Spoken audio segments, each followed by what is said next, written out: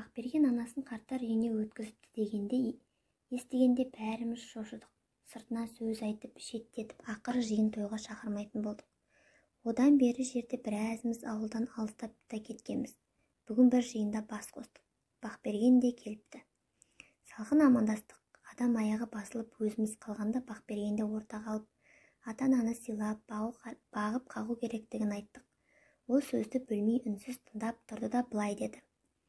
Біреуді кінәлап, қисығын көруге шебер-ақпыз. Айтып болсаңдар мені тыңдаңдар. Сен Қазыбай, анаңмен бір ауылда тұрғанмен шақырмаса бармайсың. Сенбі-жексенбі әйелімен барып анаңның үй ішін жинап бердің бе? Тәтті тамақты ортаға алып, бірер сағат қасында болып анаңа көңіл бөлдің бе? Ал сен Марат, үйленген кезіңді сен ұмытсаң да ел ұмытқан жоқ. Тойдан кейін бір күнді қалмай әйелінің қолыңа сыпырғыш ұстатпай, бір кесе шай құйғызбай қалаға алып қаштың емес пе? Үйленгенде 2-3 күн демалыс бермеуші ме еді? Мұныңа бүкіл ауыл күлген, жағаларын ұстаған. Содан бері сен ауылға келдің бе өз? Сен де тыңда Жанатбек. Оқығансың, қалада тұрасың, жұмысың бар, балалы болдың. Сол балаң өзі ата-әжесін тани ма? Іздейді ме? Қане сенің ата-анаңа немере сүюдің қызығын көрсеткенің? Сенің әке-шешең үйіңе бір күн түнеді ме? Үйім тар, бір бөлмелі дейсің, бірақ қайын енең айлап жылдап сыйғанда шүкімдей ғана анаң сыймады ма?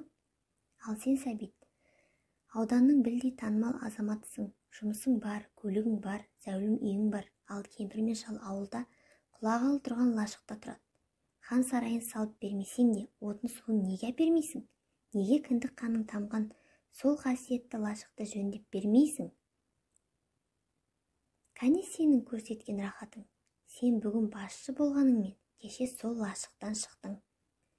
Мәулен, сенің әке-шешеңмен бірге тұрғаныңды қайтейін, оларды адам ұрлы көрмейсің. Бөксесі керсеңдей болған әйелінің юбкасының астында жүрсің. Өзің жүрсең бір сәрі, кемпірді де келінің қол жаулығына айналдырып қойдың. Тіпті балаңды кашоққа отырғызып, құйрығын сүртіп, жыласа жұбататын да шешең. Сен Қалыбек, әйелің кетіп қалғанда не істемедің? Келіншегіме қарап сөйледің, ол бәріне қатын болуға келген жоқ деп анаңа қол көтеріп едің ғой. Ұмыттың ба? Сен ұмытсаң да ел ұмытқан жоқ.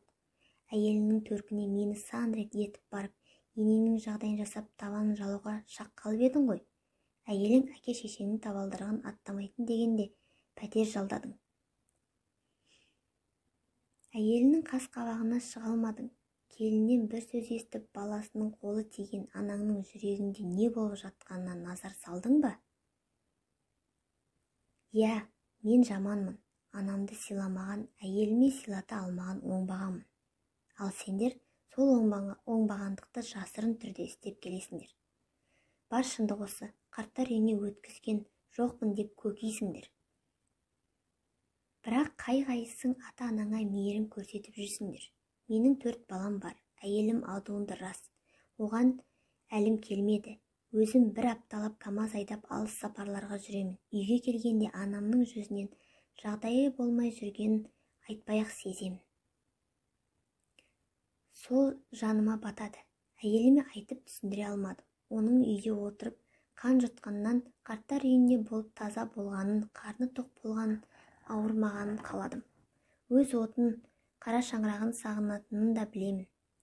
Сол олқылықтың орнына толтырғым кеп, тастанды болдым деп ойламасын деп, сапардан келе сала қарттар үйіне жүгіремін. Бастығынан сұрап алып, қаланы қыдыртамын. Саябақта жеке отырып бірер сағат